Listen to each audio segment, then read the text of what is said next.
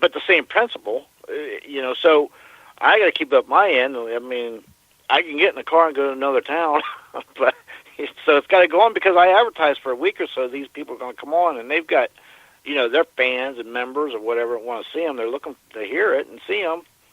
Yeah. So I got to hold up my end. If I'm able to, I'm going to hold up my end anyway. Unfortunately, if something happens, I can't go to Denny's where American people eat, or I can't go to Burger King and wear a crown. Michael, you've seen all the equipment I pump everything through. I mean, I can't imagine lugging all that into the back of the vehicle. You need a mystery machine, mobile mystery machine. You need a setup like remember old Wolfman Jack, and in the old days they would actually broadcast off of a ship out in the Gulf, far enough offshore that they didn't have to worry about the FCC regulations in those days. Oh yeah, that would be pilot radio. Really pilot cool. radio of the Night Dreams talk radioed, pirate ship out there. Oh, we could even hire the Lady Washington. Do you know what that is? That is a full-scale replica of an old pirate ship that they used actually in the movie Pirates of the Caribbean. It's right here in Washington State. Wow. And I've been aboard it. It kind of shows up in our port in Edmonds periodically. But, that would be awesome. Oh, yeah. Yeah. There was a couple of pirate stations back, in the 90s. One of them, again, was on an old ship. It would go out, past our, limitations, whatever it is, and broadcast. But they were pumping out like massive power, where it was causing interference, everywhere. But you know what? The federal government couldn't do anything about it. But you know what? What I can't understand, like I told you, I used to own a computer manufacturing company. And, I had to pay for all these grants to manufacture everything. And once I was, got a grant on something, then the FCC was constantly checking up on stuff, right? But, the funny thing is, these poor guys, that want to create a pirate radio station, they go out and buy a 1-watt transmitter, FM transmitter. And the legal limit is 500 milliwatts, half a watt, which means basically you're going to transmit maybe on a good day, if you follow everything right with the right antenna, maybe to your neighbor's house. But these guys get a 1-watt one, and then they put their antenna up like on a tree, 60 feet up. And then all of a sudden now people are hearing them 4 or 5 miles away. Some radio station, all of a sudden starts finding out, hey, there's competition. And I was reading about this one case where this guy had like a little 5-watt radio station, right, in L.A., and one of the big stations, the book would come out, for the ratings every month. And here was this pirate station creaming all the commercial stations. The FCC was at like the next day at his house, taking everything away from him. Everything anything it could plug into the wall, it would transmit. Yeah. Oh my goodness. So, that's what I love about broadcasting on the internet. I mean, so far, we don't have to worry about, the FCC, coming in, and if I say the wrong word or whatever. I'm just kind of worried about you guys too, James. I'm just wondering what's going to come down to. I got a funny feeling, when Facebook comes out with these new things like Facebook Live, and they promote it like holy hell for about a year, all of a sudden I got a funny feeling, you know what? If you want more than 2 or 3 listeners, you got to push boost now to do it. I got a funny feeling that's going to come down the road. I just got that funny feeling that. I'm sure it's probably a good feeling. You're probably right. Yeah, and of course, even on Facebook Live, when you stream like we're doing, they're constantly sending you little notifications that, if you boost this broadcast for $5, you're going to reach a lot more people. And I have a feeling that, like YouTube, sometimes they'll demonetize certain accounts. And you just know that you're getting more listeners than what show up on your statistics. So it's just this this is kind of why I am interested in keeping abreast of the legal issues in this thing with the broadcasting laws and the internet, things that are developing, just to make sure that we can get some kind of representation here in these private companies, basically using the public airwaves. Yeah, I'm kind of worried about the future about it. I really am. I think somebody's going to get their greedy hands into it. Yeah, we're on borrowed time, because what's going to happen? The number of listeners is going to go down, and the price of getting to them is going to go up, and it's like the walls are coming in. That's what's going to happen eventually, I'm sure. Well, look at I'm going to be honest with you. Maybe my prediction is totally wrong, and you can tell me on a flake in about a year from now. But satellite radio, right? It is really popular with a lot of people. You go buy a new car, it has satellite radio in it. Now, me and Art were talking a couple months before he passed on. He really feels that in the next couple years, when you go buy a car, it's going to have satellite radio, and it's going to also have, internet radio on it, where you can go listen to, thousands of radio shows. And, the radio is dying. In the UK, AM radio is no longer broadcast. It's FM. And they're phasing it out. And along with some other countries, they're phasing out, the regular radio frequencies and making people go FM, and they're making them also go to the internet.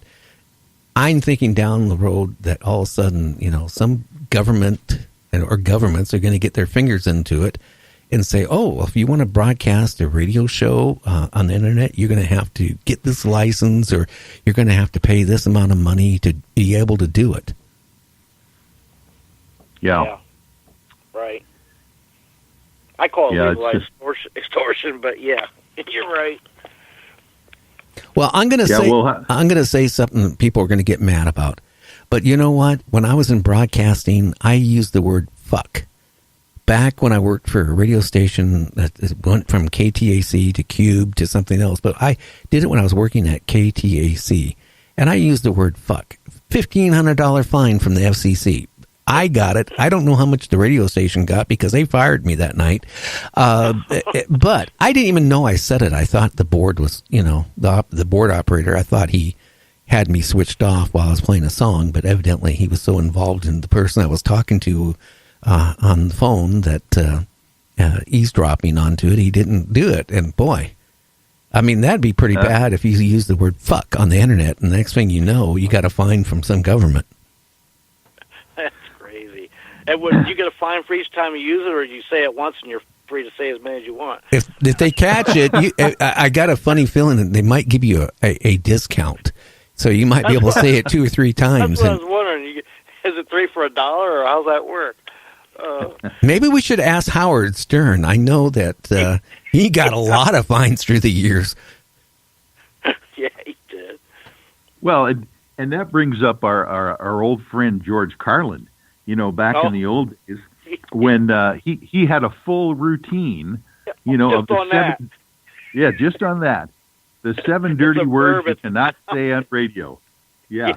And, of course, believe it or not, being the paranormal lawyer that I am, I remember that court case that went to the United States Supreme Court regarding the FCC fines and everything that were put on to the station that aired. It wasn't even a live broadcast. They just aired George Carlin's comedy album that mentioned that routine. Yeah. And it was a fascinating case. In the end, just so people will know what happened, the freedom of speech that George Carlin was pushing on the record lost in the Supreme Court level. But what it did is it basically broke open the whole area now of, what is obscenity and what is not obscenity, and how far you push it. So that's a historic case with our good old friend George Carlin. Well, they could have, when it went up to the Supreme Court, they could have really figured that one out. You know what they could have done? Handed each justice a hammer and a nail, and have them nail into a 2x4. And I guarantee you, when they miss the nail and hit their thumb, you're going to get one or two words out of each person.